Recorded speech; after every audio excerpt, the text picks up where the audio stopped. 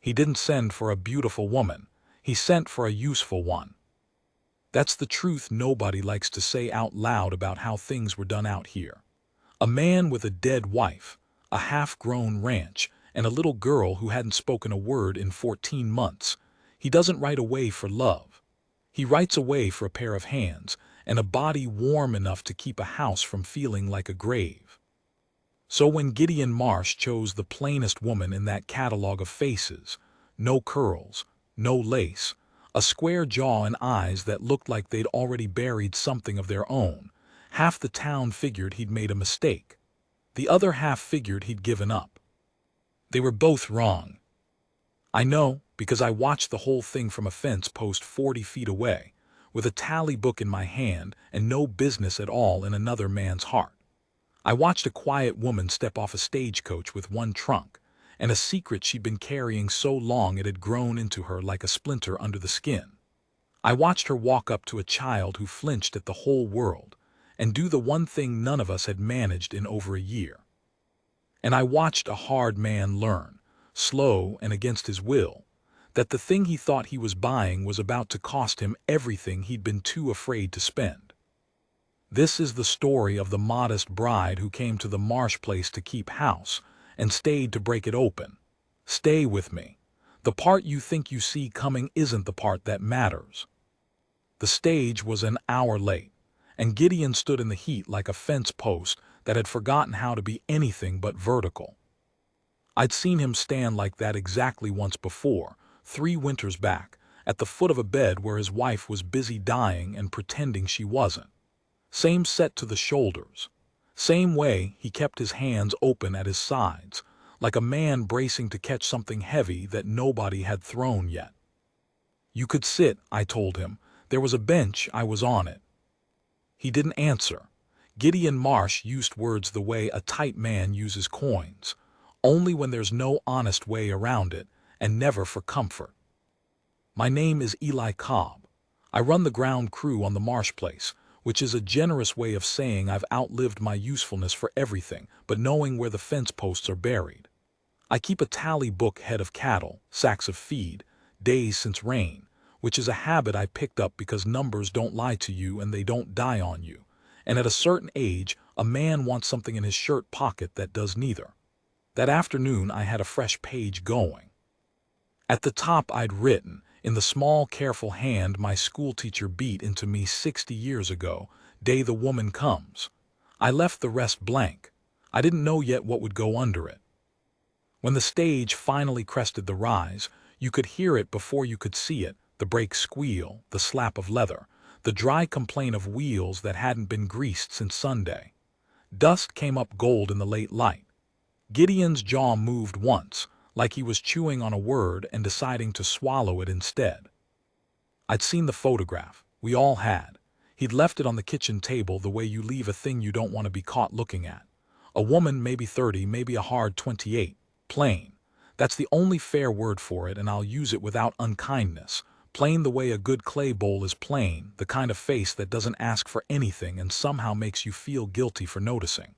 In the letters she'd called herself a widow. Said she could cook, mend, keep accounts. Said she had no people. Said she would not be any trouble. 3 times in 3 letters, I will not be any trouble.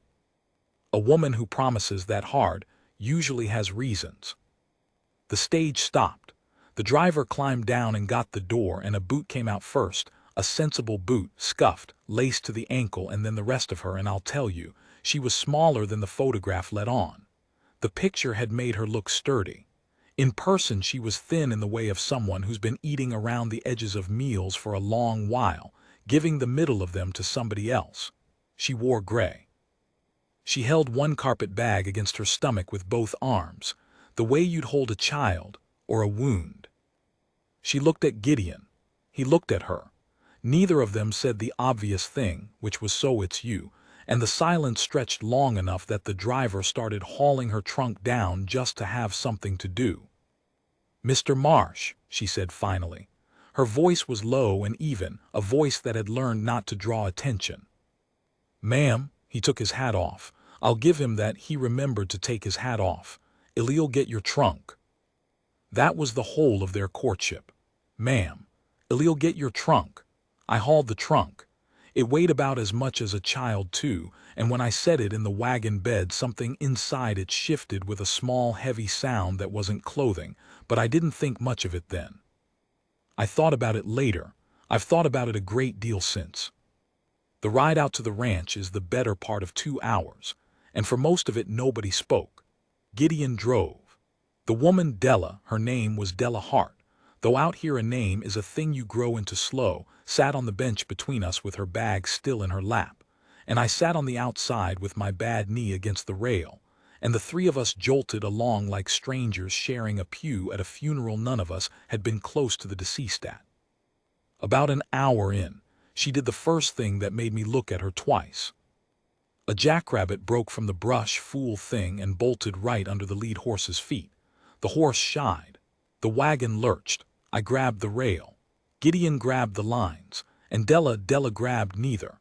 She put one hand flat against the dashboard, braced, rode it out, and never once let go of that bag. She'd known the lurch was coming a half-second before it did. She'd felt it in the horse the way you feel weather in a bad joint. "You've handled stock," Gideon said. First thing he'd offered her unasked. "My father kept mules." A pause. "Before."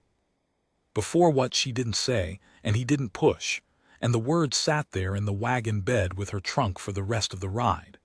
Before. I wrote it in my head under day the woman comes, though it'd be a while yet before I understood it was the most important word she'd say all day. We came up over the last rise near sundown, and there was the place, the low house, the barn Gideon's father raised, the wind pump turning its slow, lazy turn, and the whole of it gone soft and forgiving in that orange light, the way even hard country gets for about 10 minutes a day. Della looked at it for a long while. "It's a good house," she said. "It's a working house," Gideon said, which was his way of warning her there'd be no idle in it. "That's better," she said, and I swear something in him loosened a notch he didn't know he'd cranked tight. And then the door of the good working house opened, and Wren came out onto the step. I should tell you about Wren. Wren was Gideon's daughter, and she'd be 7 come fall, and she had not spoken a word since the morning her mother stopped breathing in the back room with the door shut and Wren standing outside it. 14 months of silence by then. The doctor in town said children grow out of it. The doctor in town also charged $2 to say so, and hadn't been right about a single thing in the 20 years I'd known him. Wren talked plenty, you understand, just not with her mouth. She talked with her shoulders, which she kept up around her ears. She talked with her hands, which were always busy with something small. A button, a smooth stone, the frayed end of her own braid. She'd stopped letting anyone touch her about the same time she stopped talking, and the housekeeper Gideon had hired and let go and hired and let go, 3 of them in 14 months, had each said the same thing on the way out the door, in the same put-upon voice. "That child isn't right." So when Wren came out onto the step and saw a strange woman climbing down off her father's wagon, I braced for the usual. The flinch. The retreat. The way she'd put a wall or a door frame or her father's leg between herself and any new thing. Della saw the child and stopped. She didn't crouch, didn't open her arms, didn't do the thing every grown woman does, the cooing, the "oh, aren't you sweet," the reaching. She'd clearly been on the wrong end of enough reaching in her own life to know what it does to a body that doesn't want it. Instead, she just stood there in the yard, holding her bag, and she looked at Wren the way you'd look at a deer at the edge of a clearing, like she was honored the child hadn't bolted yet and meant not to waste it. And then, after a long moment, she said, not loud, almost to herself, "You've got a quiet face. I like a quiet face. Most folks talk too much." And she turned and walked into the house without waiting for an answer, because she knew there wouldn't be one. And she just told that child plain as day that none was required. Wren watched her go. Her shoulders came down, maybe a 1/4 inch, but they came down, and I'd been measuring those shoulders for 14 months, and I knew what a 1/4 inch was worth. I wrote it down that night, shoulders down, The woman did it without trying, or did it by not trying. I underlined the not. The first week, Della worked like a woman paying off a debt only she could see. She had the house turned out and aired by the second morning. She found the leak in the spring house the third hired girl had been ignoring. She mended the clothes, including a shirt of Gideon's I'd seen him wearing torn for the better part of a season, and when she handed it back to him folded, he held it like he'd forgotten things came back from being broken. She did not, in that first week, get near the child. She just got near the spaces the child lived in. She'd be at the stove when Wren crept down for breakfast, and she'd set a plate down without looking up, in a spot that let the girl eat with her back to the wall. She'd hum at her sewing, no words, just a low, tuneless hum, like wind in the eaves, and after a few days I noticed Wren had started bringing her stones into the room where the humming was, and sitting on the floor, sorting them, near but not too near. Two animals deciding by inches that the other one wasn't a threat. Gideon watched it the way I did, out of the corner of his eye, pretending to be about other business. "She's good with the girl," he said to me one evening at the barn, in the tone of a man reporting a fact about the weather. "She's good at not pushing," I said. "Different thing, harder thing." He chewed on that. "Reckon she had practice." "Reckon she did." Neither of us said what we were both circling, which was, practice at what? Because there's a kind of carefulness a person only learns by living a long time with someone they had to be careful of. Della flinched at raised voices, not big, just a small bracing, the same one she'd had in the wagon when the horse shied. She kept her back to walls, same as Wren. When Gideon came up behind her quick one afternoon to set down a sack of flour, she went rigid as a fence rail before she caught herself, and the look she gave him after, quick, apologetic, ashamed of her own body, was the look of someone who has learned the hard way that men who come up behind you fast are not, as a rule, bringing flour. Gideon set the flour down slow after that, always announced himself. "Common through, Della. Behind you, Della." He never said why, and neither did she, but he'd buried a wife and I'd buried one too, and you learn to read a person's old wounds the way you read old scars on a horse. You don't ask where they came from. You just stop reaching for the spot that makes them jump. The thing in the trunk, I'll get to. I found out about the thing in the trunk in the second week, and it changed everything I thought I understood, and it's the reason I'm telling you this at all. It rained the 11th night. Real rain, the kind we'd been praying months for, drumming the roof and turning the yard to soup, and I'd gone out at 2 in the morning like an old fool to make sure the new calves were under cover, because that's what an old fool with a tally book does. He counts things in the dark to be sure the dark didn't take them. Coming back, I saw a light in the barn. Now, a light in the barn at 2 in the morning is either a fire starting or a person not sleeping, and I'd had enough of fires for one life, so I went to look. And there in the tack room, sat on an upturned bucket with a lantern turned low, was Della.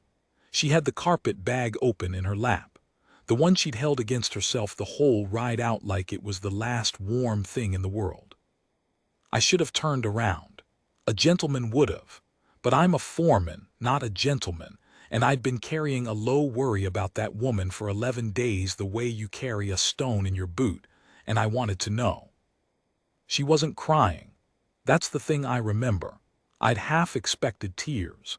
Instead, she had something out of the bag and was holding it in both hands in the lantern light, turning it the way Wren turned her stones, and her face was doing the hardest thing a face can do, which is feel everything and show almost none of it.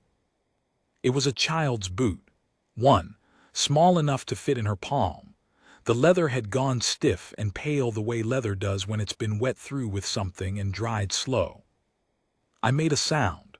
The board under me did anyway. And she looked up, and for 1 second she was a cornered thing, the bracing, the wall at her back, and then she saw it was just me. An old man dripping rain in a barn doorway, and the cornered look went out of her like a held breath. "Mr. Cobb," she said. "Couldn't sleep," I said, which was true. "No," she agreed. She didn't put the boot away. That surprised me. She just looked at it a moment more and then she said, quiet, like she'd decided something, "I had a daughter." I came in out of the rain. I sat down on a saddle rack across from her, my knee complaining the whole way, and I didn't say I'm sorry because that's a thing people say to fill a silence, and her silence didn't want filling. Her name was Mercy, Della said. She'd be 5. She was a quiet one too, like the girl, like Wren. She turned the boot over. There was a fever came through, it took her in the spring, and it would have taken me too, except she stopped. Started again, flatter. Except her father decided that since the Lord had taken one mouth he didn't have to feed, the rest of it was my doing, for not praying right, for not being enough. The rain kept on, the lantern hissed. "So you left him," I said. She looked at me a long moment. And here is the thing she said, the thing that turned my whole understanding of that quiet, careful woman on its head, the thing I've never told another living soul until now. "I didn't leave him, Mr. Cobb." Her voice didn't shake. That was the worst part, how steady it was, like she'd worn the words smooth from holding them. "He's still back there, far as the law knows, far as anybody knows. A man can't be a widow's worry if there's no widow." It took me a slow 10 seconds to understand what she was telling me. And when I did, the cold that went through me had nothing to do with the rain. She hadn't run from a cruel husband. She'd run from a husband who was, as far as the state of Missouri and the Almighty and every railroad clerk between there and here believed, alive. Della Hart, the modest widow who would not be any trouble, who'd come west to keep Gideon Marsh's house and warm Gideon Marsh's grief. Della Hart was no widow at all. She was still somebody's wife.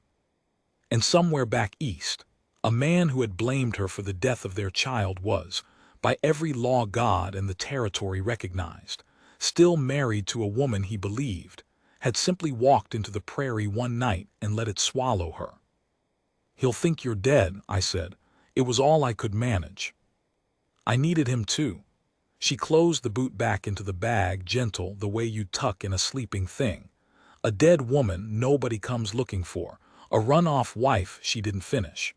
She didn't have to. We both knew what happens to a run-off wife who's found. She looked at me then, straight on.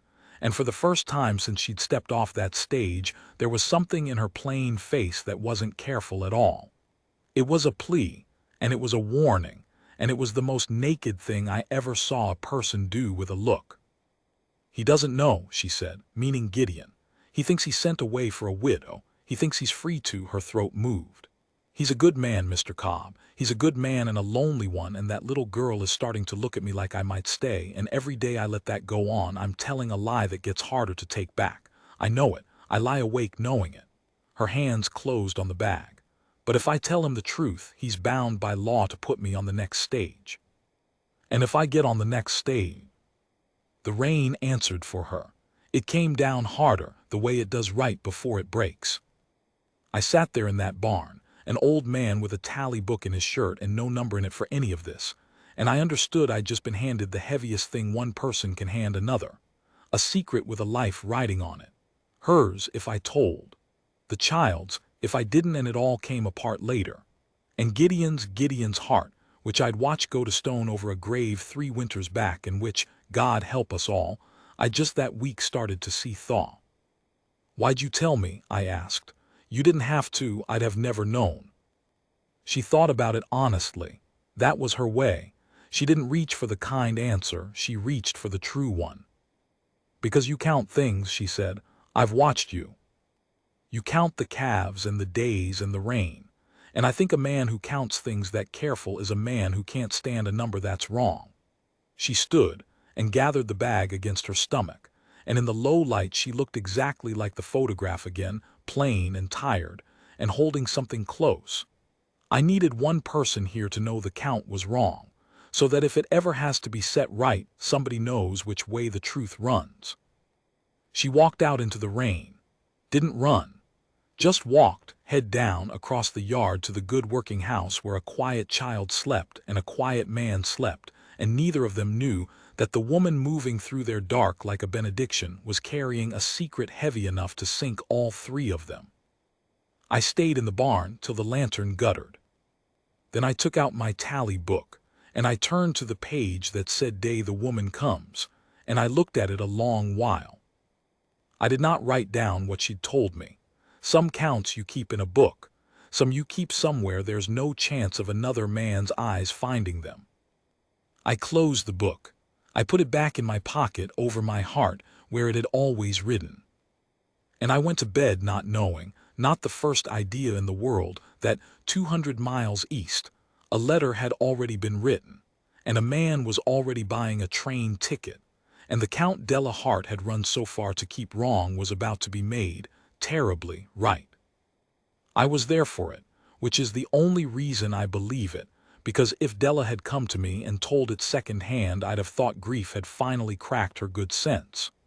But I was there, with the tally book open on my knee in the May sun, counting the new ones, and it happened maybe 10 feet from where I sat. There was a heifer dropped a calf 2 nights before, first-time mother. Didn't know what to make of the slick black thing at her feet, kept walking off and leaving it to bawl. Della had taken to coming out mornings to coax milk into the orphan with a rag end and a tin. And Wren, who followed Della now the way a small moon follows a planet, near but never touching, had taken to crouching at the rail to watch. That morning the calf got its legs under it for the first time, wobbled up, all knees in surprise, and took 3 drunk steps toward the child at the rail, and shoved its wet nose clean through the slats into Wren's hands. And Wren laughed. It wasn't a word, not yet, but it was a sound, the first sound that little throat had made on purpose in over a year, and it startled her so bad she clapped both hands over her own mouth and looked at Della with her eyes gone huge. Did I do that? Am I in trouble for that? Will it be taken away? I knew the look. I'd been seeing the bones of it for months. Della didn't make a fuss. God bless her, she didn't make a fuss. She just kept dipping the rag and feeding the calf, and she said, easy as anything, not even turning her head, "He likes you, what'll we call him?" A long quiet. The calf slurped. Somewhere a meadowlark ran up its little ladder of notes. And Wren took her hands down from her mouth, and in a voice rusty as a hinge nobody'd oiled since the funeral, she said one word. "Mud." That was it. Mud. On account of the calf being filthy, I expect. One word, and then she shut her mouth tight as if she'd spent something she couldn't get back, and Della said mud right back to her, like it was the most sensible name in the territory, and went on feeding the calf, and the whole enormous thing passed over like a cloud's shadow light, and then gone, and the field exactly as it had been except that it wasn't, would never be again. I wrote it in the book with my hand not quite steady. Wren spoke to the calf. One word, mud. Della did not weep. I nearly did. I went and found Gideon at the well, and I told him, and he set the bucket down and didn't say anything for a while. Then he asked me to say it again, the exact words, which I did. And he stood there with his hat in his hand in the middle of the day for no reason a hired man would understand, and his eyes were wet, and we both pretended they weren't, which is how men out here grant each other the dignity of feeling something. "She did that," he said finally, meaning Della. "She did that," I agreed. What I didn't say, what sat in my chest like a swallowed coal every day now was, and she did it carrying a secret that could take her from this child as fast as she gave the child her voice back, because I knew what Gideon didn't. I'd known for 2 weeks. And every morning that Wren said one more word, mud, then more, then cold, then, by the end of May, whole crooked sentences tumbling out of her like water finding a crack. Every one of those mornings I watched a family stitch itself together out of 3 lonely people and 1 secret, and I knew the secret was a thread pulled through the middle of all of it, and I knew who held the loose end. Gideon and Della were married the 2nd week of June. Plain wedding. The circuit preacher did it in the front room with me and the preacher's wife for witnesses, and Wren in a clean dress holding a fistful of crushed wildflowers she'd picked herself, unasked. There wasn't much in the way of romance to it on the surface. They'd agreed to it by letter before they ever met, after all, a business arrangement with a ring on the end. But I'd watched it stop being business somewhere in there. I'd watched Gideon start saving the brown eggs for her because she liked them better. I'd watched her learn the exact way he took his coffee and have it waiting without a word. I'd watched two people who'd each decided love was a thing that happened to other, luckier souls catch it anyway, sidelong, like catching a cold off a stranger on a stage. When the preacher said the part about "till death do you part," I saw Della's hands tighten on her flowers. Just for a second. And I was the only one in that room who knew why, that she'd already been parted by a death once, except the death was a lie, except she was the one who died on paper while staying alive in the flesh, except every vow she made that afternoon was built on a man 200 miles east who'd think himself a widower if he ever thought of her at all. She caught me looking. We held it a half-second, her and me, over the preacher's droning. I know my look said, I know hers answered, don't. I didn't. I'll be honest with you, I'd half-talked myself into peace about it. I'd reasoned it the way an old man reasons himself toward the easy thing. The husband thinks she's dead. He's not looking. Out here, 200 miles is the far side of the moon. She's made that child whole and that man warm, and what is the harm? What is the actual harm in letting a lie that hurts nobody go on lying? I'd squared it with my conscience the way you square a fence post that's gone a little crooked. You don't dig it up. You just pack more dirt around the lean and call it good enough. The trouble with a lean is it's always leaning. It's only ever a question of which way it falls. It fell on a Tuesday in late June, in the shape of a stranger at the mercantile in town. I wasn't there for it. Wish to God I had been, might have headed it off, might have at least carried warning home faster. But I was out mending the north fence and didn't hear until supper, and by then it was already loose in the world. Here's how it came to us. The storekeeper's boy, Tom, rode out near dark, all lathered up with the importance of news, and told it on the porch with Gideon and Della both standing there, which is the cruelty of how news travels in a small place. It doesn't wait for you to be sitting down. A man had come in on the afternoon stage. Eastern clothes, Eastern manner, asking questions. Asking specifically after a woman, thin, dark-haired, plain, would have come through in the early spring, might be going by heart, might be going by something else. Said he was her brother. Said there'd been a death in the family and an inheritance, and he was trying to find her to give her her due. A kindly story. A brother with good news. Who could object to a brother with good news? Except I watched Della's face while the boy told it, and I have never before or since seen a living person go so still. Not pale, past pale. The stillness of something that's heard the trap snap shut and is calculating, in the space of a breath, exactly how much of its own leg it's willing to leave behind. Did he give a name? Gideon asked. Easy. He didn't know yet. He thought it was good news too, thought maybe his quiet wife had people after all and money coming and wasn't that fine. Said his name was Vance, the boy said. And Della's hand found the porch rail.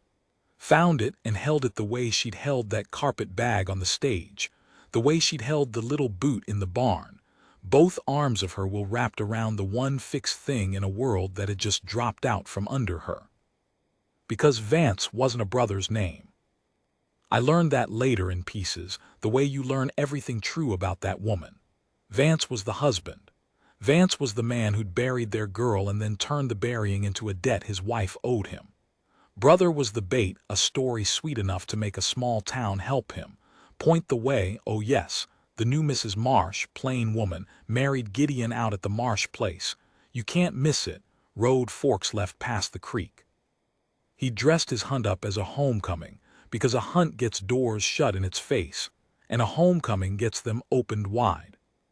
He hadn't believed she was dead, or he'd stopped believing it.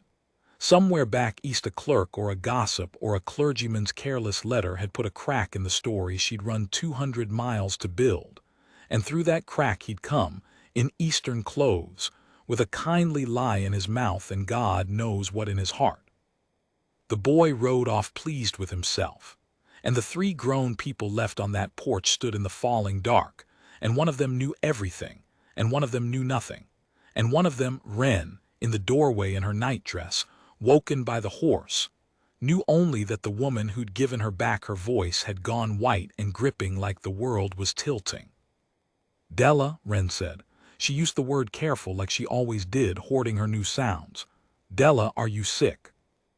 And Della Marsh, she was Marsh now by a vow built on sand, knelt down right there on the porch boards and gathered that child in, which she hadn't done in all these weeks, hadn't pushed for, had let come by inches. She gathered her in and held her too tight and said into her hair, "No, lamb, no, I'm not sick. Go on to bed." Over the child's head she looked at me. I'd come up from the barn by then, and the look she gave me wasn't the warning look from the wedding. It was past warning. It was a drowning person's look, the one that says "I told you so" that somebody would know which way the truth runs, and now it's running, and what in God's name do we do? She came to the barn again that night. I'd known she would. This time she didn't have the bag. This time she had a different thing in her hands, Gideon's old revolver, the one he kept oiled in the tack room against coyotes and worse, and she was holding it the way a person holds a thing they've thought about and frightened themselves with and can't put down. "Della," I said it slow, "Della, put that down." "I'm not," she started and stopped, and looked at the gun like she wasn't sure how it had gotten into her hand. "I'm not going to use it on anybody.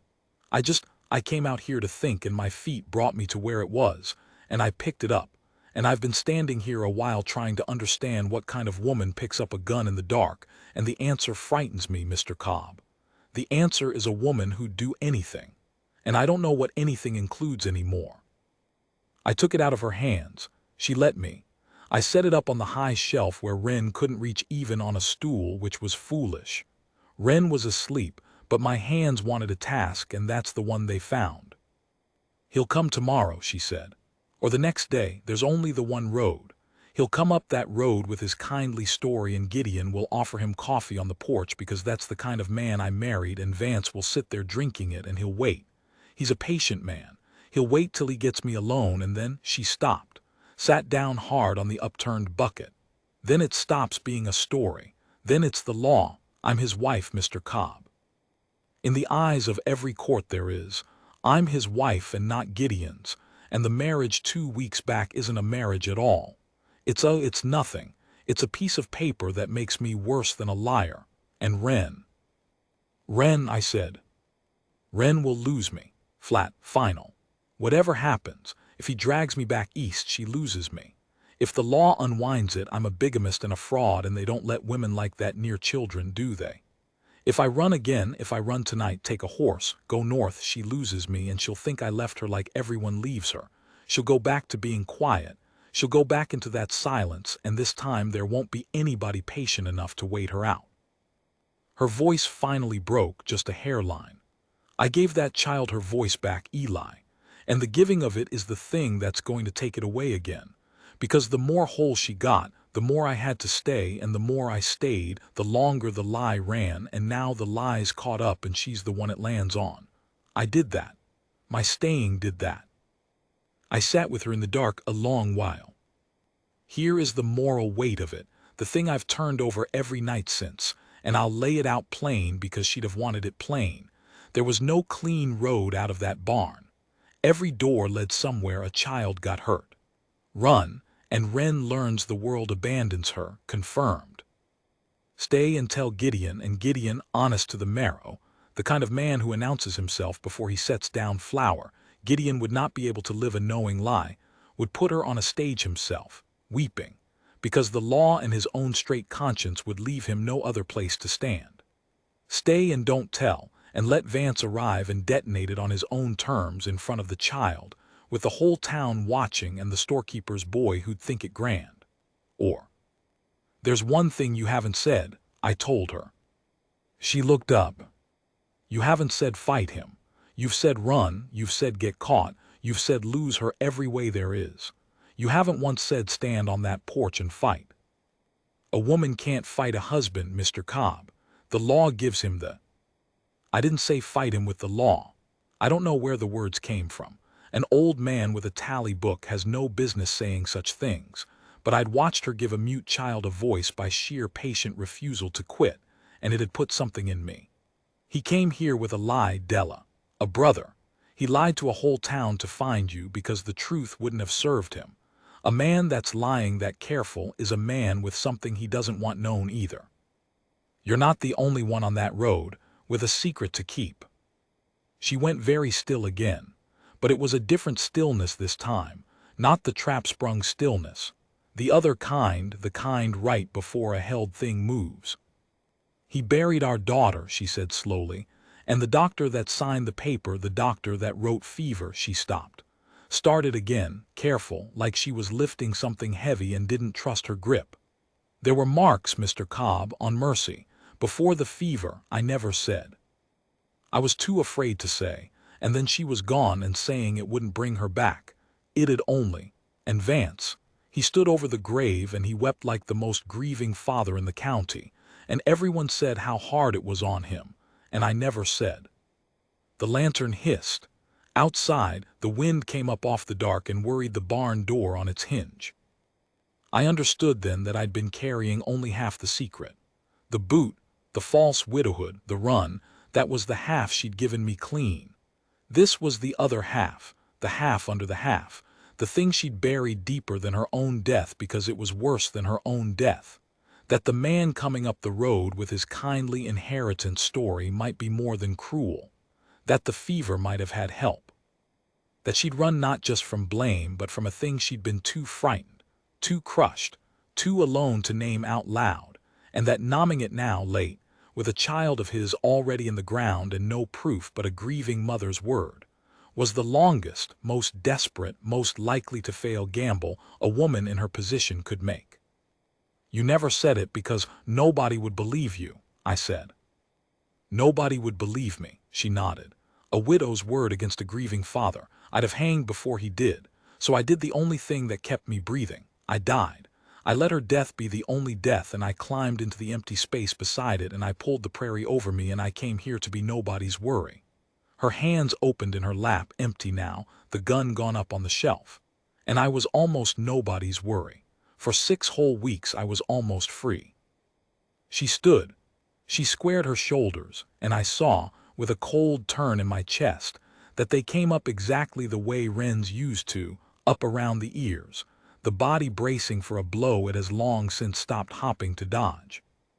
He comes tomorrow, she said, or the next day, and I have until then to decide whether I'm the kind of woman who runs or the kind who finally says the thing out loud, knowing the saying of it might cost me everything I've got left, which is 1 quiet girl and 1 good man and a calf named Mud. A breath. It's not much of a count, Mr. Cobb. But it's the first one in 5 years that's come out on the right side of the line, and I'd sooner lose it telling the truth than keep it living a lie. She went to the barn door, stopped, looked back at me one more time, and her plain, tired face in the low light was the bravest and most frightened thing I have ever seen worn by one person at one time. Don't tell Gideon, she said. Not yet. Let me. If there's any version of tomorrow where I keep him, it starts with the truth coming out of my own mouth and not yours. Then she walked out into the dark toward the house, where a good man slept not knowing his marriage was sand, and a quiet child slept not knowing her second mother had been preparing, since the day she stepped off the stage, to lose her. I climbed up and took the revolver back down off the shelf. He came up the road on the second day, in the slack hour after dinner, riding a hired horse like a man who'd never owned one. I saw him first. I'd been watching that road 2 days running, fence pliers in my hand for show and the revolver heavy in my coat for truth, and when the dust came up I knew it for a single rider, and I knew, the way you know whether, who it was. I set down the pliers. I did not reach for the gun. There's a time for a gun and a time for a witness, and an old man only gets to be one of those things well, and I'd already decided which. He was a handsome devil, Vance. That's the part nobody warns you about cruelty, that it so often comes dressed well. He had a good coat and a clean jaw, and a way of sitting the saddle that said he'd been told all his life he was a fine figure of a man and had believed it. He drew up in the yard and took off his hat and smiled at me, and the smile reached exactly as far as his teeth and no further. "Afternoon," he said. "I'm looking for the Marsh place. Believe my sister's married into it." "This is it," I said. I didn't smile back. I'm too old to spend a smile I don't mean. "Sister, you say?" Della Vance she'd have been, though I hear she's gone by heart." He swung down, easy, friendly, a brother glad at the end of a long search. "There's been a death back home. Money come to her. I've ridden a long way to set it in her hands." "That's a kindly errand," I said. "She's the only family I've got left," he said, "and I'll grant him this, he said it well. If I hadn't sat in a barn 2 nights running with the woman he was hunting, I'd have believed him myself. Half the trick of a liar that good is they make the truth-tellers around them feel unkind." The screen door opened. Gideon came out onto the porch wiping his hands on a rag, the easy host, ready with the coffee Della had said he'd offer. And behind him in the doorway came Della. And behind her, holding a fold of her skirt, came Wren. "I want you to see it the way I saw it from the yard. The 4 of them on that porch and the one of them in the dust, and the warm afternoon laid over all of it like a quilt over something broken." Gideon raising a hand in welcome. Vance turning his good smile up at the porch.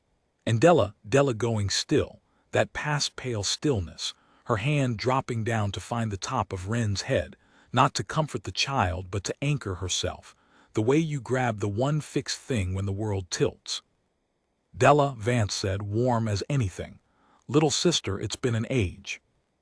And here is where I learned what kind of woman she truly was, the thing all the careful weeks had only hinted at. She could have run. The horses were saddled, I'd seen to that, fool that I am, half-hopping she'd choose it and live. She could have said nothing, let his story stand, played the found sister and bought herself an hour to think. She could have done the thing that kept her breathing, which she'd done before, which she was so terribly practiced at. Instead she said, in a voice that carried clear across the yard, steady as the day she'd stepped off the stage, "He's not my brother." Gideon's hand came down slow from its welcome. "Gideon," she turned to him. She didn't grab his arm or weep or any of the things a guilty woman in a play would do.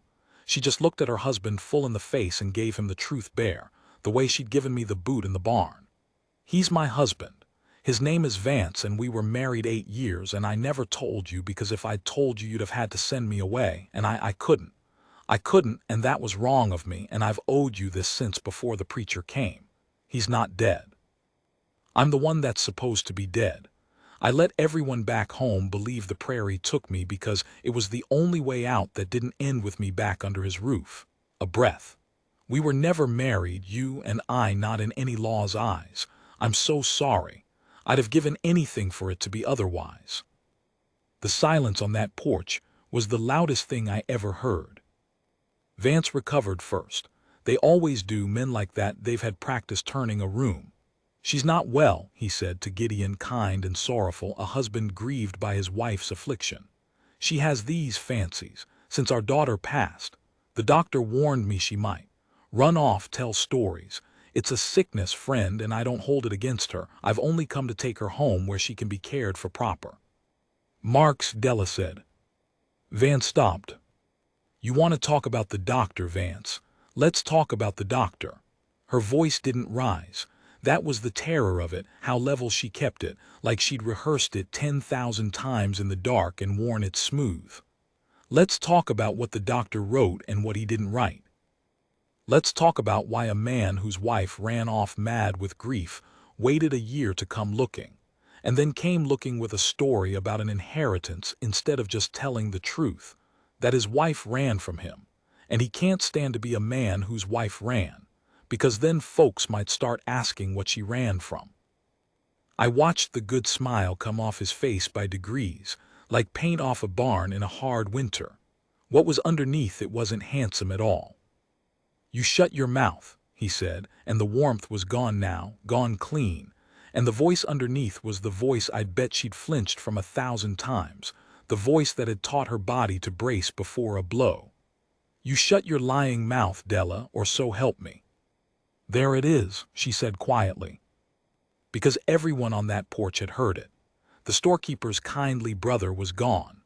What stood in the yard now was a man who'd told a strange woman to shut her mouth, or so help me, in front of witnesses in daylight. And a man only reaches for that voice when he's worn it smooth too, on someone, for a long time. Gideon hadn't said a word through any of it. I'd been watching him, because I'd known this man through the death of one wife and the slow petrifying of his heart and the unlooked-for thaw of it. And I knew that his silence wasn't the silence of a man deciding what he'd lost. It was the silence of a man doing arithmetic. He stepped down off the porch.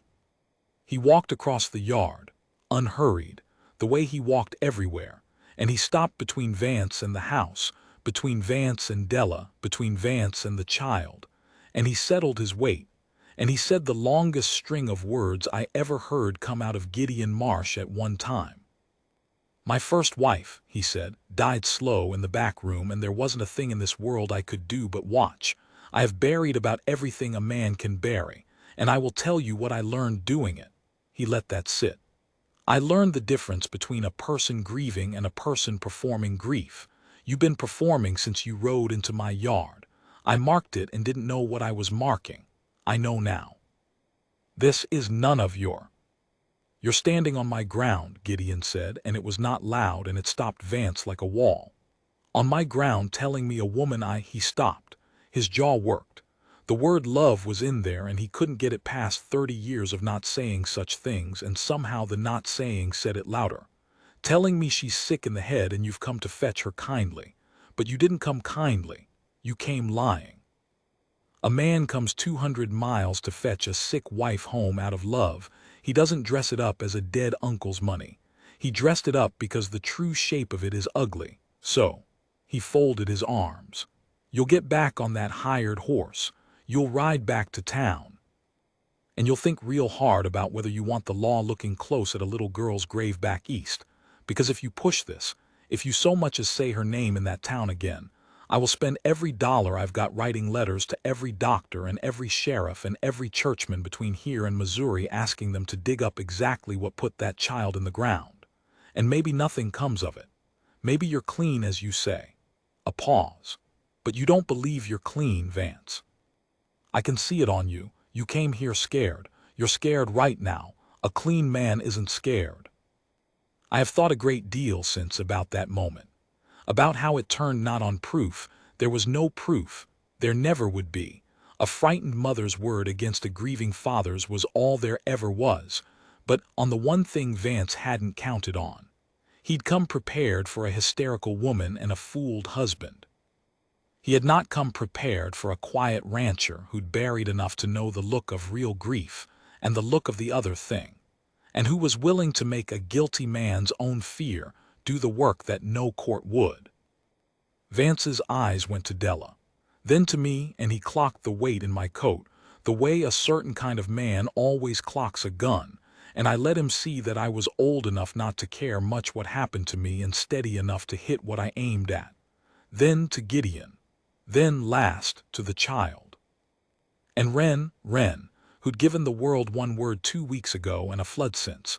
Wren who'd been hoarding sounds her whole short life. Wren looked at the man in the yard who had made the woman she loved go white and bracing, and she said, in a voice gone hard and clear past her years, "Go away. That's all, go away." The way a child says the truest thing in a room full of grown people too tangled to say it. Vance went away.